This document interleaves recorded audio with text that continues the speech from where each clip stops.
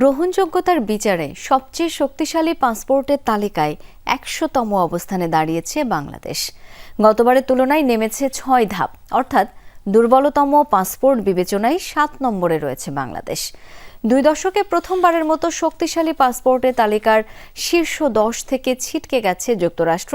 Henley passport ইন্ডেক্সের নতুন তালিকায় ১২ নম্বরে রয়েছে সবচেয়ে ক্ষমতাধর দেশটি। শীর্ষ অবস্থান ধরে রেখেছে সিঙ্গাপুর। এই সূচকের তলানিতে রয়েছে যুদ্ধবিধ্বস্ত আফগানিস্তান। নতুন ব্লেন্ডে আরো রিচ অ্যারোমায় সেলন ফ্যামিলি ব্লেন্ড টে। কোন দেশের পাসপোর্ট বিশ্বজুড়ে কতটা গ্রহণযোগ্য অর্থাৎ শক্তিশালী তা বিবেচনা করা হয় বিদেশি গন্তব্যে ভিসামুক্ত প্রবেশাধিকারের ভিত্তিতে।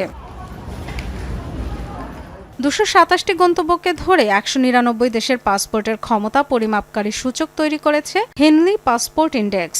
মানদণ্ড হিসেবে ধরা হয় ভিসামুক্ত প্রবেশাধিকার, on arrival visa, visitors permit অথবা ইলেকট্রনিক ট্রাভেল অথরিটিকে। এই সূচকের শীর্ষে এশিয়ার ৩ দেশ। সর্বোচ্চ ১৯৩ দেশে ভিসামুক্ত প্রবেশাধিকার থাকায় প্রথম অবস্থানে সিঙ্গাপুর, দ্বিতীয় ও তৃতীয় অবস্থানে যথাক্রমে দক্ষিণ কোরিয়া ও জাপান।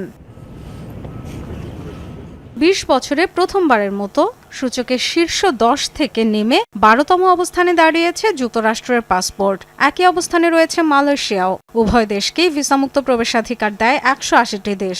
হেনলি ইন্ডেক্সের এই তালিকায় একই অবস্থানে একাধিক দেশও আছে। সে হিসেবে যুক্তরাষ্ট্রের উপরে অবস্থান ৩৬টি দেশের। নেমেছে যুক্তরাজ্যের অবস্থানও। ২০১৫তে শীর্ষে থাকা দেশটির পাসপোর্টটি এবার মান বিবেচনায় ৮ম অবস্থানে। তালিকার তলানিতে যুদ্ধবিধ্বস্ত দেশগুলো। সর্বনিম্ন ১০৬ নম্বরে আফগানিস্তানের পাসপোর্ট। মাত্র ২৪টি দেশে ভিসামুক্ত প্রবেশাধিকার আছে আফগানদের। এর আগের ২ অবস্থানে সিরিয়া ও ইরাক। ৩৮টি গন্তব্যে ভিসা ফ্রি প্রবেশাধিকার নিয়ে বাংলাদেশের অবস্থান ১০০তম, অর্থাৎ দুর্বলতম পাসপোর্টের হিসেবে ৭ নম্বরে।